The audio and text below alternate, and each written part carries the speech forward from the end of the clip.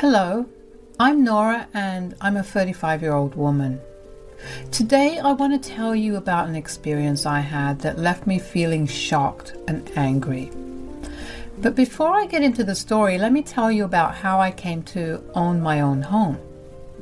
When I was in my early 20s, right after I graduated college, my parents got into a horrific car crash. My mom passed away on impact while my dad was rushed to hospital where he was alive for about a month. Somewhere in that month, my dad gained consciousness and asked for a lawyer. He wrote up his will, and in the will, he stated that I would get the house as soon as I got married. I didn't debate anything. I was too distraught to care about what I would get in case my dad left me. I just wanted him alive. I hadn't ever imagined my parents leaving me this young. I remember that when my dad gained consciousness, I was so happy. I thought he would definitely live. But shortly after writing his will, he suffered a cardiac arrest and was gone. I was inconsolable. Relatives from all over flew in to attend the funeral and offer me support. My parents had left me a good amount of money, and that, along with the money I was earning from my job, allowed me to rent a pretty cozy apartment. I wasn't really crazy about the idea of marriage, and I didn't think that I wanted my parents' house that bad yet. I didn't want to live in constant memory of their absence, so I didn't pursue a relationship for a very long time. I think it was in my late 20s that I happened to meet my husband, Sal. Sal and I lived in the same apartment complex. He had just moved in and I happened to run into him in the lobby. He was struggling to carry his bags and I helped him out. We got to talking after that, and talking eventually turned into going on dates. Living in the same complex made staying over at each other's place even easier. Since we were both older and knew what we were looking for, I guess we just knew that we were forever. About a year into dating, Sal asked me to marry him. Since we were already engaged, I realized I hadn't met Sal's parents at all. I knew that I would have loved to take Sal to meet my parents if I had the chance to, so I asked him about it. Sal was more than ready to introduce me to his parents. Although he did warn me that his parents were very traditional and conservative, I didn't mind. I just wanted to be fully involved in Sal's life. The day I met Sal's parents, I actually understood what Sal meant when he described his parents. His mother was silent and never made eye contact with anyone, while his dad literally commanded the room. Whatever his father wanted, his mother ran to give it to him. I found it odd, but I just figured whatever worked for them. Then Sal's dad, Jeff, asked what arrangement we planned to pursue after marriage. So, how do you guys plan on working after marriage? What do you mean? As in, will you keep working or will you become a housewife? We were discussing me becoming a stay-at-home wife because Sal makes way more than I do. Good. That's how it should be. Women shouldn't even be allowed to work. Their role is to be at home and make sure everything is perfect for their hard-working husbands. Dad. Excuse me? But I think that's a very outdated view. Women are allowed to do whatever we want because we have proven over and over again how competent we are. So gender shouldn't have to be a factor that determines our worth. Say what you want. Women belong in the kitchen and that's it. I'm sure Sal will put you in your place eventually. I chose not to say anything because I didn't want to cause any drama right before Sal and I got married. But I was wildly uncomfortable. I didn't participate much in conversation after that. I felt bad for Sal's mother. Poor thing was worked to the bone, and I don't think she ever received a word of thanks in her entire life. Sal saw how uncomfortable I was and made an excuse to leave immediately. He told his dad that we had to move into our new place the next day, so we had to get as much sleep as we could. I awkwardly bid goodbye to them and was relieved when we were out of their presence. Of course, Sal was apologetic for his dad's behavior, but honestly, I was just glad that Sal was nothing like him. Sal told me that he watched his mother suffer and promised himself that he would never treat his wife that way. The next time I saw Sal's parents was at our wedding. I made as little contact with them as possible, although I heard from some guests later that Sal's dad had a lot of problems with the dress I was wearing because it was too revealing and not very wifely. Again, I didn't want to ruin family relations that early into the relationship, so I didn't say anything, nor did I let Sal say anything. The next 2 years were amazing. I got to create a lot more happy memories in the house I grew up in. It felt like I was at peace with everything that happened, and I was accepting my reality a lot better. And then one night, Jeff called us to tell us that Sal's mother had passed away suddenly in her sleep. He didn't want an autopsy done, so we just went over for the funeral. Sal was inconsolable, but I was there with him throughout. At the wake, Jeff asked us if we would be willing to let him stay with us for a month because he wasn't ready to go back to an empty house. Sal and I excused ourselves to talk over it. Okay, if I'm being completely honest, I don't know if it's a smart idea to let my dad into our house for so long. Sal, your mom died and your dad is struggling. A month isn't that long. I know, it's just, you know how he is. I don't want him to say or do something that will hurt you. You're my first priority. Oh, I doubt he'll do anything like that. Please, my mom probably passed away because she was tired of living with him. I know you're grieving, but that's a really rude thing to say. Maybe your dad will learn how lucky he had been with your mom and he'll change. I don't know. It's just a month, okay? It'll be over before you know it. Fine, but I'll be at work most of the time. So if he does or says something hurtful, I give you full permission to do or say whatever you want, okay? Got it. Letting Jeff move in was more than a big mistake. The evil stepmother from Cinderella had nothing on Jeff. He was demanding and controlling. He would have me clean everything twice a day. If I didn't do it, I would have to hear him yell and grumble all day long. Sal and I usually trade off cooking during the week. We alternate it, mostly because we both have very different tastes in food, and we like to introduce each other to new tastes. Well, Jeff didn't like that. He demanded that I make the food because I was the wife and I lived under Sal's roof. I don't think he knew that the house was mine, but I wasn't about to break the news to him when he was already going through a tough time. I had a feeling that it would break him. If Sal made the food, he would not eat. If he wasn't grieving the loss of his wife, I would never have accommodated him. Sometimes I would even surprise me while I did the work he forced me to do. During those times, he would compare me to his wife and how his son deserved someone as submissive as her. One time I made the mistake of rolling my eyes at him while he recounted a story about how his wife had made food for him as soon as she had come home from giving birth to Sal. Needless to say, Jeff lashed out at me really hard. Sal told me over and over again to talk back. Whenever Jeff did or say anything while Sal was around, Sal would immediately put his dad back in his place.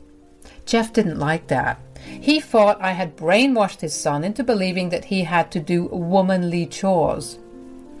Speaking of womanly chores, I remember how appalled he was when he saw me assembling this bookshelf I bought from scratch. He yelled at me for emasculating his son. The only reason I didn't say anything was because I knew that Jeff needed a place to stay and needed to grieve the loss of his wife. I just thought that this was his way of processing her loss. Plus, Jeff was family and I didn't want to abandon him like that. Eventually, his 1 month at our place was up. As soon as Jeff left, Sal and I sighed a huge breath of relief. Bet you're glad he's gone, huh? I have to admit I am. Although, what? Your dad didn't seem to know that this house was under my name. He didn't? No, that's why he kept making me do things. I thought it was because you were a woman. Oh yeah, that was part of it too, but he would keep bringing up how I was living under your roof. Well, if he ever stays over again, which I hope doesn't happen for a very long time, you have my full permission to tell him that this house is yours. Are you sure? I feel like that will kind of make him really angry. Who cares? He doesn't care about how you feel. Give him a taste of his own medicine. We'll see. If he does anything that upsets or angers me, I'll do it then.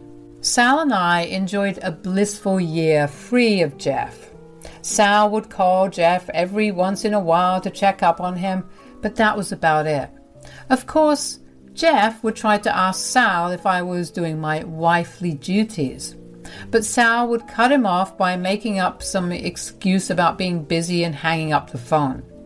I think that was the reason for Jeff to do what he did next. He must have thought I wasn't doing my work or something and decided to take matters into his own hands. One night, Jeff wasn't feeling too good, so he drove himself to the hospital. Jeff had struggled for years with joint pain but refused to see a doctor about it. Anyway, that night, his pain was too much for him to bear and he went to the doctor. He was diagnosed with rheumatoid arthritis. He was prescribed this treatment and was asked to be with someone to help him out. So Jeff reached out to Sal and told him to house him for the next few months until the treatment was done. Let me be a little clear. Jeff didn't ask Sal if he could stay with us. No, he told Sal that he had to house him. Sal was peeved about it, but I convinced him to let his dad stay with us. Sal wasn't very enthusiastic about it, but I reminded him that his dad was struggling, so it was the least he could do.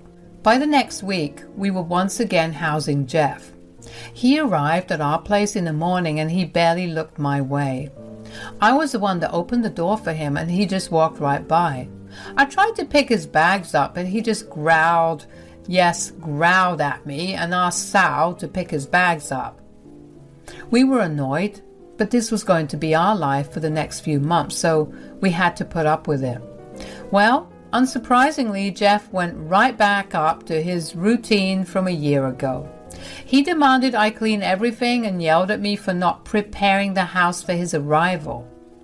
He had Sal take him to the hospital to get his treatment and demanded that the house be cleaned and food be made by the time he came back. Sal was not taking any of his crap, so after they left, Sal texted me and told me to go out and enjoy myself. He told me that we'd order takeout and his dad would just deal with it.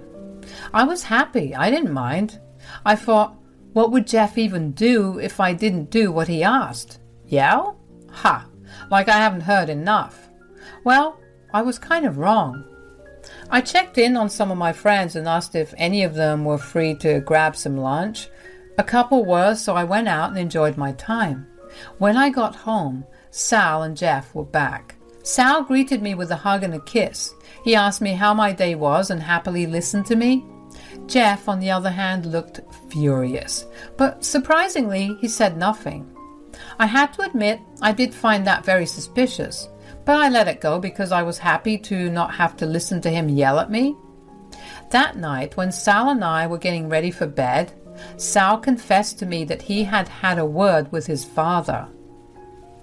I have to say I'm surprised that Jeff didn't say anything about me not doing his work today.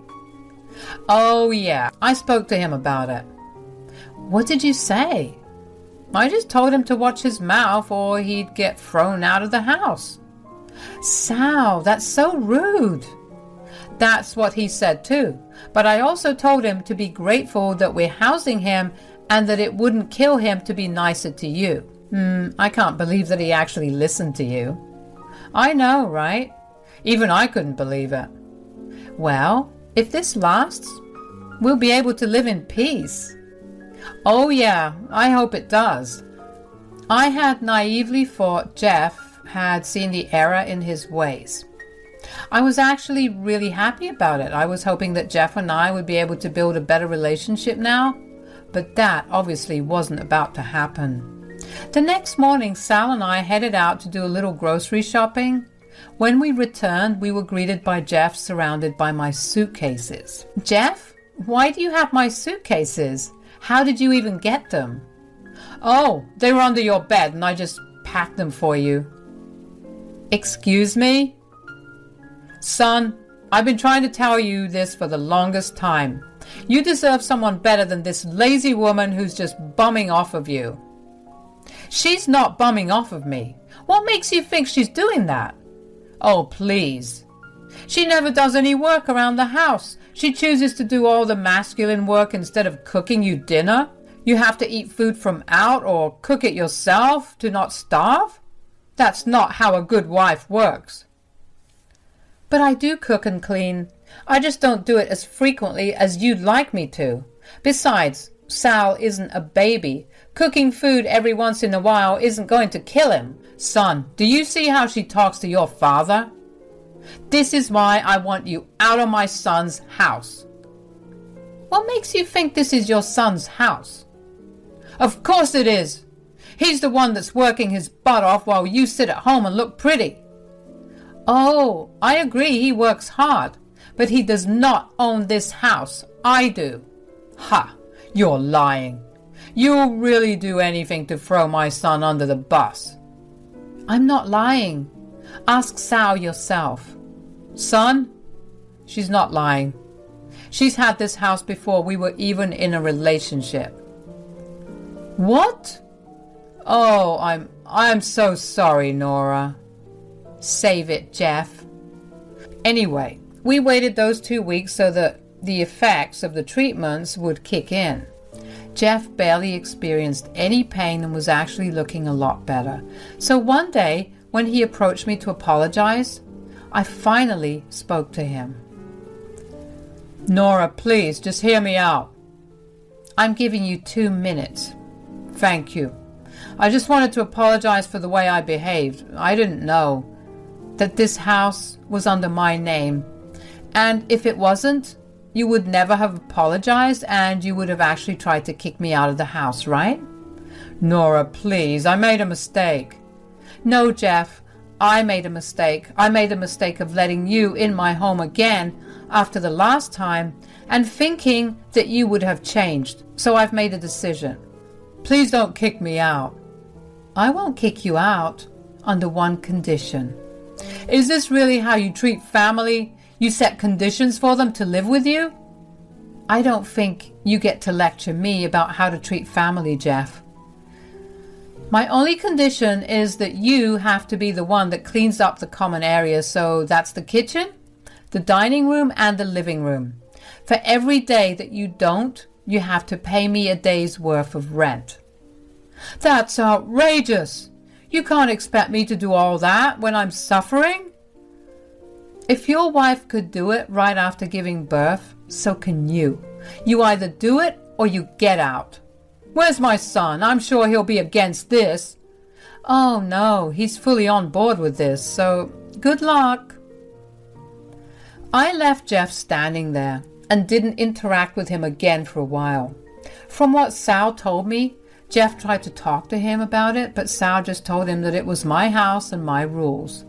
Ha! It was Jeff's ideology thrown right back at him. Anyways, Jeff reached out to various other family members to complain about how we were abusing him. A lot of them reached out to us and called us a lot of names, but we stood our ground and told them the full story. We also told them that if they truly felt that passionate about Jeff, they could be the ones to look after him. Some of them apologized and gave Jeff a good lashing out for yelling, while others just left me on read. Either way, I was left with peace again. Jeff tried to stick to the plan, but couldn't because of how tiring it was. I asked him if he understood just what he was expecting of me. He scowled at me and told me that since I'm a woman, my body was made to handle these kinds of work. I didn't want to deal with him any longer, and so I told him to pack his bags and get out of my house. Jeff said he gladly would, and the next day he was out of our hair again. He had gone to stay with a friend of his until his treatment was done. He called Sal a couple of days later to tell him that he would not get his house as part of his inheritance. Sal told Jeff to keep his house because he had a better one with me, and ended the call with that. I did feel bad that I had ruined Sal's relationship with his dad, but Sal assured me that his dad was the one who ruined it and not me. Now, Sal and I live a comfortable and happier life. I don't have to deal with any yelling or nagging. Last I heard of Jeff, he got kicked out of his friend's house too for being a nuisance. I think he stayed with some other family after. I hope he'll be better for his sake, really. Anyways, I guess I just wanted to tell you this story because sometimes you have to put your foot down regardless of who might get hurt. Sometimes it's family that treats you the worst. And you need to set a healthy boundary so you don't get used or humiliated. Always stand up for yourself and those that love you.